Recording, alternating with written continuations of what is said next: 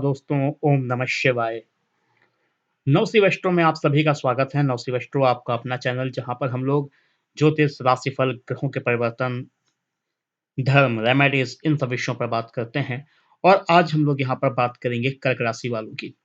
हम लोग यहाँ पर बात करेंगे साल 2023 का अंत हमारे कर्क राशि वाले दोस्तों के लिए कैसा होगा।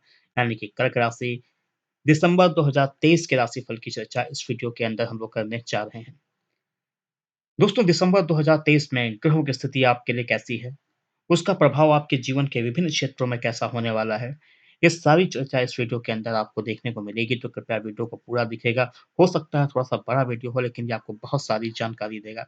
दोस्तों, हमने अपने चैनल के ऊपर आपके लिए साल 2024 का डिटेल राशिफल भी अपलोड कर रखा है। अगर आपने वीडियो नहीं देखा है अभी तक, तो वो वीडियो आप अवश्य देख लीजिएगा। उससे आपको साल 2024 की पिक्चर काफ़ी हद तक क्लियर हो जाएगी।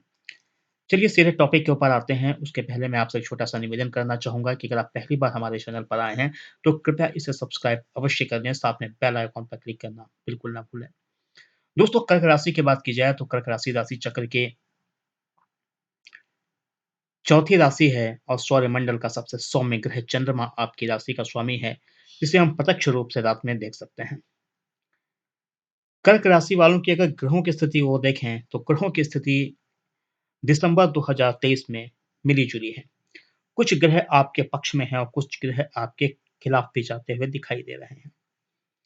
जब हम पक्ष की बात करते हैं तो आपकी किस्मत के स्वामी गुरुदेव बृहस्पति का आपके हाउस ऑफ प्रोफेशन में बैठना ये सबसे अच्छा प्लेसमेंट दिखाई दे रहा है आने वाले दिसंबर 2023 के महीने में।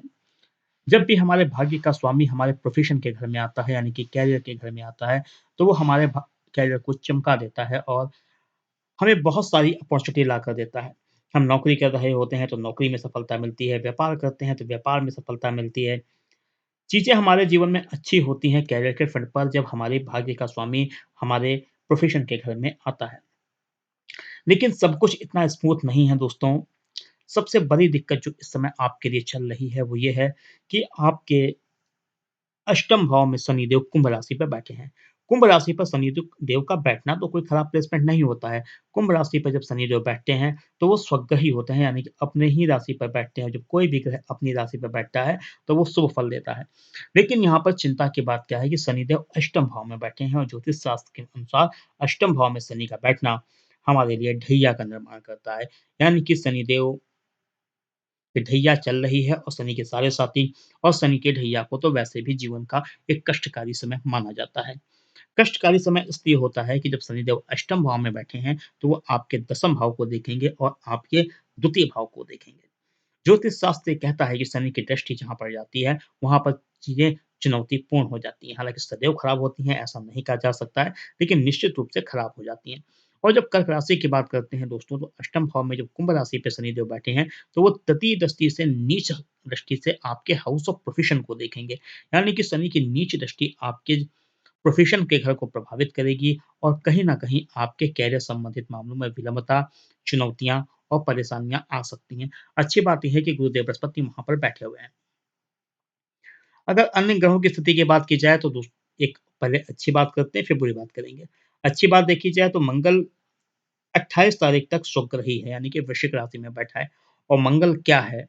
मंगल कर्क राशि वालों के लिए सबसे इम्पोर्टेंट प्लैनेट होता है, क्योंकि मंगल आपके दसम भाव और आपके पंचम भाव का स्वामी होता है, यानी कि एक केंद्र और एक त्रिकोण का स्वामी होता है।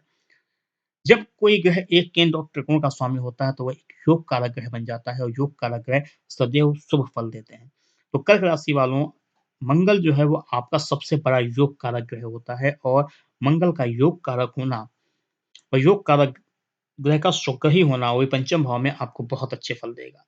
पंचम भाव पर मंगल का स्वग्रही होना आपको जो शनि की ढैया की वजह से चुनौतियाँ आ रही हैं, उससे काफ़ी हद तक बचाएगा। मंगल आपको सही दृष्टिकोण के साथ कार्य करने की क्षमता देगा और मंगल आपको ज्ञान देगा। कुछ नई चीज़ें आप सीखने वाले हैं।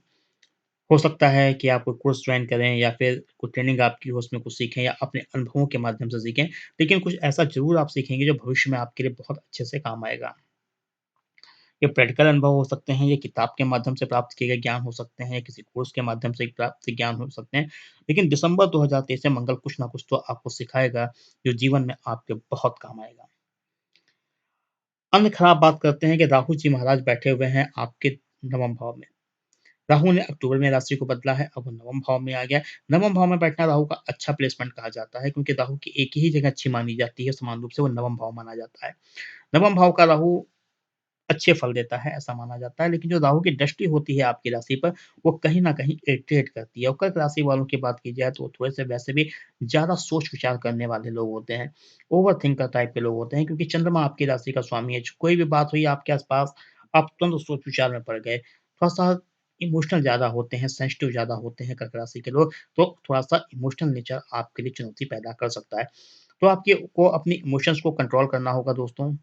ये बहुत ज़रूरी है आने वाले समय में आपके लिए। अगर इमोशंस को कंट्रोल नहीं करेंगे, तो आने वाले 1.5 साल तक, मैं केवल अभी बात नहीं कर रहा हूँ कि दिसंबर की, हमने आपके लिए एक वीडियो और बनाया है राहु केतु की राशि परिवर्तन को लेकर, वो भी आप ज़रूर देख लीजिएगा। तो राहु की दृष्टि जो आपकी राशि पर रहेगी, वो कहीं न कहीं आपको अधिक सोच-विचार के लिए मजबूर करेगी, और जो राहु की दृष्टि होती है, वो सोच-विचार के माध्यम से नेगेटिव एनर्जी पैदा करती है हमारे मन के अंदर, इनसिक्योर फीलिंग जनरेट करती है। तो कर्क राशि वालों, इनसिक्योर फीलिंग से आप बचिएगा। कुछ गलत डिसीजन इनसिक्योर फीलिंग की वजह से आप ले सकते हो भविष्य में, तो आपको बिल्कुल भी इनसिक्योर नहीं होना है, एक पॉजिटिव माइंडसेट के साथ काम करना है, और चीज़ों को सही करने की कोशिश करनी है आपको। मन में डर लगेगा कि चीज़ें खराब नहीं होंगी, लेकिन उसके बाद भी आपको फ़ियर का अनुभव होगा, डर का अनुभव होगा, वो फ़ियर और वो डर आपके जीवन में बाधाएँ उत्पन्न कर सकता है। तो आपको बिल्कुल भी फ़ियरफुल नहीं होना है, आपको पॉजिटिव माइंडसेट रखनी है।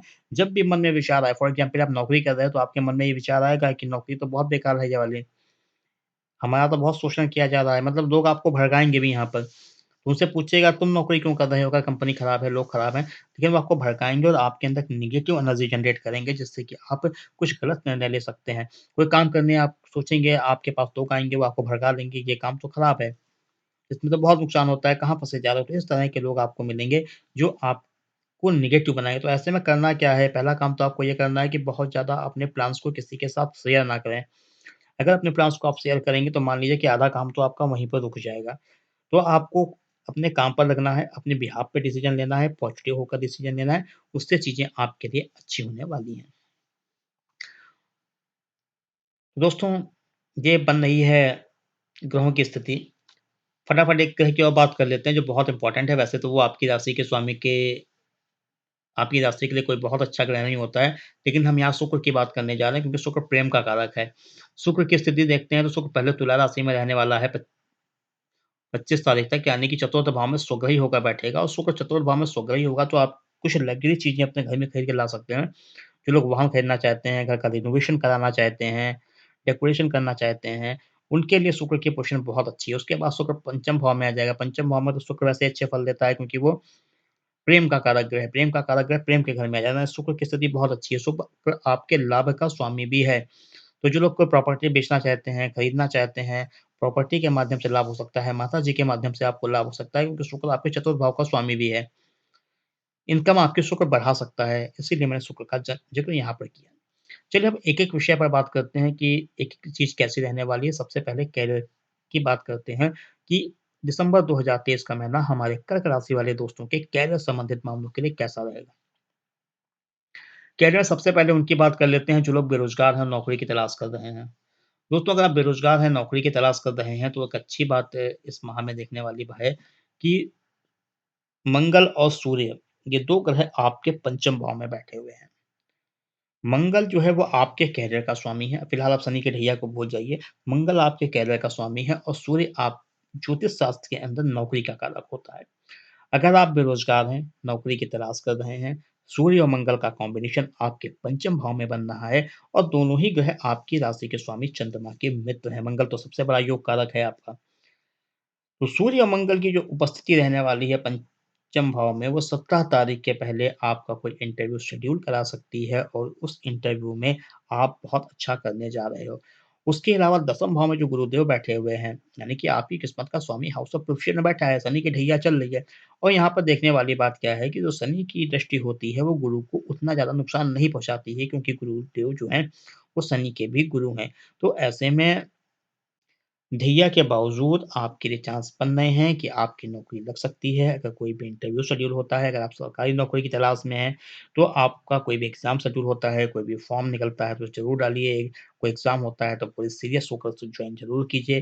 कोई इंटरव्यू होता है तो उसे जॉइन ज़रूर कीजिए। प्राइवेट सेक्टर में ख़ास करके जो लोग आईटी सेक्टर में जॉब को सर्च कर रहे हैं, डिफेंस सेक्टर में सर्च कर रहे हैं, जो लोग रियल एस्टेट में जॉब को सर्च कर रहे हैं, जो लोग किसी भी क्रिएटिव इंडस्ट्री जैसे कि फैशन डिज़ाइनिंग हो गया, ऐसी चीज़ों में जॉब को सर्च कर रहे हैं, उनके लिए ज़्यादा अच्छे चांसेस बनते हुए दिखाई दे रहे हैं। तो आप ये उम्मीद कर सकते हो कि इस माह में आपको जॉब मिल सकती है। उसके अलावा एजुकेशन सेक्टर में भी जो लोग काम कर रहे हैं, उनको बहुत अच्छे परिणाम मिल सकते हैं क्योंकि गुरुदेव बृहस्पति आपके नवम भाव के स्वामी होकर हाउस ऑफ प्रोफेशन में बैठे हैं। हाउस ऑफ प्रोफेशन में गुरुदेव बृहस्पति की उपस्थिति साफ-साफ ये कह रही है कि एजुकेशन सेक्टर वालों को भी अच्छी सफलता मिल सकती है। जो लोग स्पिरिचुअल सेक्टर, पब्लिकेशन सेक्टर में काम कर रहे हैं, उन पर भी गुरुदेव बृहस्पति की कृपा मेहरबान हो सकती है और आपको जॉब मिलने के चांसेस बहुत अच्छे से बन रहे हैं। तो माह के पहले हाफ में बहुत स्ट्रॉन्ग चांस है कि आपका कोई इंटरव्यू शेड्यूल होगा जिसमें आपके सफल होने के चांसेस बन रहे हैं, तो कोई भी इंटरव्यू आपको मिस नहीं करना है। सरकारी नौकरी की तैयारी कर रहे हैं, तो कोई भी फॉर्म निकलता है आपके प्रोफाइल के अनुसार तो उसे ज़रूर भरिएगा, क्योंकि जब तक एफर्ट्स नहीं करोगे तब तक तो कुछ नहीं मिलना है, ग्रह चाहे जितने अच्छे हों। तो एफर्ट्स कीजिए और ईमानदारी के साथ कीजिए। ग्रह आपका साथ दे रहे हैं, शनि की ढैया चल रही है, उसके उपाय आपको करने चाहिए। क्या उपाय करने चाहिए, इसकी चर्चा हम लोग इस वीडियो के अंत में करेंगे। अगर आप ऑलरेडी नौकरी कर रहे हो, तो भी पहले से आपकी वर्किंग कंडीशन कम से कम इस माह में तो बेहतर होने वाली है।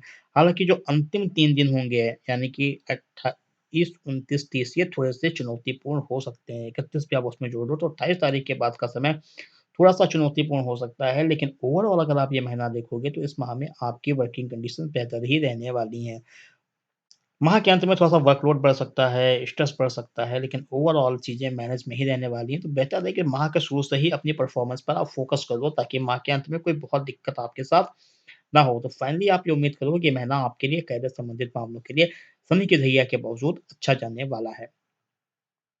अगर आप व्यापार कर रहे हैं, तो व्यापार में क्या होता है कि बुध व्यापार का कारक ग्रह होता है, और जब हम बुध की स्थिति को दोस्तों देखते हैं, तो हम कह सकते हैं कि बुध की स्थिति आपके लिए मिली-जुली रहने वाली है। बुध मैक्सिमम समय धनु राशि में बैठेगा, यानी कि आपके छठे घर में रहेगा। तो एक चिंता का विषय हो सकता है पार्टनरशिप वगैरह आपके लिए, पार्टनर्स के साथ मतभेद हो सकते हैं, मार्केट में बहुत ज़्यादा रिस्क नहीं लेनी है आपको, एक मिनिमम रिस्क के साथ काम करना है। वैसे भी शनि की ढैया चल रही है, तो नुकसान तो कहीं न कहीं हो सकता है, इसमें कोई दो राय नहीं है, और राहु भी आपकी राशि को देखकर कहीं न कहीं आपको गलत निर्णय लेने के लिए प्रेरित कर रहा है। तो रिस्क आपको कम से कम लेना है, मिनिमम रिस्क पे काम करना है, बहुत ज़्यादा ना तो उधार लेना है, ना देना है। कैश की जितनी ज़्यादा बिज़नेस करोगे, उतना ज़्यादा आपके लिए बेहतर रहने वाला है। हालाँकि शुक्र की ज़बरदस्त पोज़ीशन ऑन एवरेज से ज़्यादा गेन आपको दिला सकती है इस समय। यानी कि जितनी इनकम आपकी होती थी, उससे ज़्यादा होने के चांसेस बन रहे हैं। आर्थिक स्थिति की बात करते हैं, तो फाइनेंस आपका अच्छा रहने वाला है। हालाँकि बुध की कमज़ोर स्थिति खर्चे आपसे बहुत ज़्यादा कराने वाली है, और फाइनली सेविंग आपकी नहीं होने वाली है, लेकिन फिर भी जो भी खर्चे आएँगे, उनको पूरा करने के लिए पैसों का इंतज़ाम होता जाएगा। अब बात करते हैं व्यक्तिगत जीवन की। व्यक्तिगत जीवन में हम देखते हैं कि व्यक्तिगत जीवन में स्थिति मिली-जुली है। एक तो सप्तम भाव का स्वामी अष्टम भाव में है, लेकिन शुक्र ही है। तो अगर आप मैरिड हो, तो रिश्ता आपका ठीक-ठाक चलने वाला है, बहुत ज़्यादा परेशान होने की आवश्यकता नहीं है। अपनी तरफ से, अपने इन-लॉ से, जीवनसाथी से, बच्चों से, विवादों से बचें। तो डिस्प्यूट होंगे, लेकिन चीज़ें आउट ऑफ कंट्रोल नहीं होने वाली हैं। अगर आप अनमैरिड हैं, तो अभी आपको थोड़ा-सा इंतज़ार करना पड़ेगा। सूर्य आपकी फैमिली का कारक छठे घर में आ जाएगा माह के सेकंड हाफ में, तब हो सकता है माता-पिता, परिवार के लोगों के साथ कुछ मतभेद हो जाएँ, तो बेहतर होगा कि अपनी तरफ से विवादों से बचने का प्रयास आपको करना होगा। तो फैमिली लाइफ़ आपकी व्यक्तिगत जीवन मिला-जुला दिखाई दे रहा है। अगर आप टीनेजर हैं, किसी रिलेशनशिप में एंटर करना चाहते हैं, नया रिलेशनशिप स्टार्ट करना चाहते हैं, तो उसके लिए मंगल की पोज़ीशन आपके लिए अच्छी है। लेकिन कोई भी रिश्ते में एंटर करने के पहले सभी तरीके से अपने पार्टनर के प्रोफ़ाइल वगैरह को जाँच लें, ताकि चीज़ें आपके लिए खराब ना हों। हेल्थ की बात की जाए, तो शनि की ढैया चल रही है, और माह के अंत में कुछ ग्रह आपके छठे घर में भी आएँगे। बुध भी आपके छठे घर में काफ़ी लंबे समय तक रहने वाला है। तो ऐसे में स्किन की परेशानी आपको हो सकती है, सर दर्द की परेशानी हो सकती है, फ़ीवर संबंधित परेशानी हो सकती है। तो हेल्थ को लेकर बिल्कुल भी लापरवाह होने की आवश्यकता नहीं है। तो ओवरऑल अगर हम देखते हैं दोस्तों, तो आपका प्रोफ़ेशन इस समय सबसे अच्छा दिखाई दे रहा है, शनि की ढैया के बावजूद। शनि की ढैया के लिए शनि के उपाय ज़रूर कीजिएगा। शनि के मंत्र ओम सम शनिश्चराय नमः का जाप करें, शनिदेव के मंदिर जाकर उनकी आराधना करें। ये छोटे-छोटे उपाय कहीं न कहीं आपकी मदद ज़रूर करेंगे। उसके अलावा आपकी व्यक्तिगत दशाएँ बहुत इम्पोर्टेंट है, लेकिन शनि की ढैया को आप तभी काउंट कीजिएगा जब इस बात को लेकर आप श्योर हों कि आपकी चंद्र राशि कर्क है। कुछ लोग क्या करते हैं अपनी जन्म डेट से देखते हैं, वो सूर्य राशि होती है। आपको ये देखना है कि आपके जन्म के समय चंद्रमा कर्क राशि में था तभी आपकी शनि की ढैया है। ऐसा ना हो कि आप केवल अपने सनसाइन को देखकर शनि की ढैया को लेकर विचलित हो रहे हैं, तो ऐसा आपको बिल्कुल नहीं करना है। तो दोस्तों मुझे उम्मीद है वीडियो आपको पसंद आया होगा, साथ में आपकी व्यक्तिगत दशाएँ भी बहुत इम्पोर्टेंट होंगी। अगर दशाएँ अच्छी हैं तो अच्छे फल मिलेंगे, खराब है तो कुछ दिक्कतें भी आपके साथ हो सकती हैं। धन्यवाद दोस्तों, जय लक्ष्मी माता, ओम नमः शिवाय।